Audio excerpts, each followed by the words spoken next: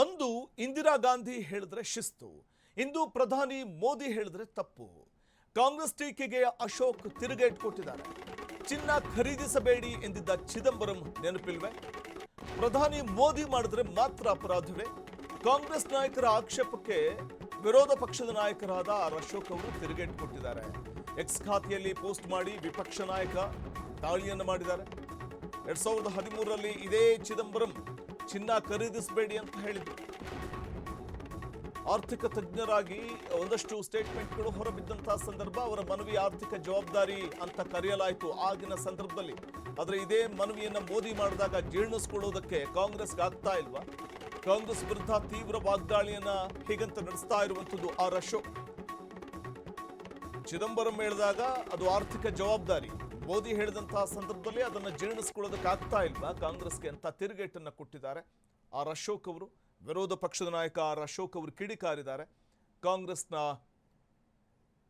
ನಡವಳಿಕೆಯನ್ನ ಖಂಡಿಸಿದ್ದಾರೆ. ಯಾಕಂದ್ರೆ ಕಾಂಗ್ರೆಸ್ ಈ ಸಂದರ್ಭದಲ್ಲಿ ಪ್ರಧಾನಿ ನರೇಂದ್ರ ಮೋದಿ ಅವರ ಸ್ಟೇಟ್ಮೆಂಟ್ಗೆ ಉಗ್ರವಾಗಿ ವಿರೋಧವನ್ನ ವ್ಯಕ್ತಪಡಿಸ್ತಾ ಇದೆ.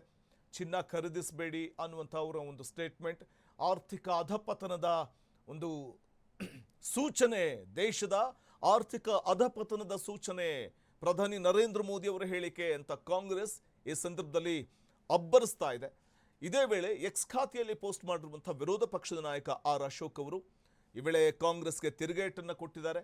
ಅಂದು ಚಿದಂಬರಂ ಅವರು ಚಿನ್ನವನ್ನು ಖರೀದಿ ಮಾಡಬೇಡಿ ಅನ್ನುವಂಥ ಒಂದು ಹೇಳಿಕೆ ಕೊಟ್ಟಿದ್ದನ್ನು ಸಾಕ್ಷ್ಯ ಸಮೇತ ಅವರು ಈ ವೇಳೆ ಎಕ್ಸ್ ಖಾತೆಯಲ್ಲಿ ಟ್ವೀಟ್ ಮಾಡಿರುವಂಥದ್ದು. ಅಂದರೆ ಅವತ್ತು ಚಿದಂಬರಂ ಹೇಳಿದಂತಹ ಸಂದರ್ಭದಲ್ಲಿ ಆರ್ಥಿಕತೆಯ ಒಂದು ದೂರದೃಷ್ಟಿಯನ್ನು ಇಟ್ಕೊಂಡು ಮಾತಾಡಿದ್ದಾರೆ ಚಿದಂಬರಂ ಅಂತ ಹೇಳಿದಂಥ ಇದೇ ಕಾಂಗ್ರೆಸ್ ಇವತ್ತು ಮೋದಿ ಅವರು ಕೊಟ್ಟಂಥ ಹೇಳಿಕೆಗೆ ತೀವ್ರ ವಾಗ್ದಾಳಿಯನ್ನು ನಡೆಸ್ತಾ ಇದೆ. ಇದು ಕಾಂಗ್ರೆಸ್ನ ಇಬ್ಬಗೆಯ ನೀತಿ ಅನ್ನುವಂಥ ರೀತಿಯಲ್ಲಿ ಆಕ್ರೋಶವನ್ನು ಹೊರಹಾಕಿದ್ದಾರೆ ಅಶೋಕ್ ಅವರು. ಚಿನ್ನ ಖರೀದಿಸಬೇಡಿ ಅಂತ ಚಿದಂಬರಂ ಹೇಳಿದ್ದು ನೆನಪಿಲ್ವೇ? ಪ್ರಧಾನಿ ಮೋದಿ ಮಾಡಿದ್ರೆ ಮಾತ್ರ ಅಪರಾಧವೇ?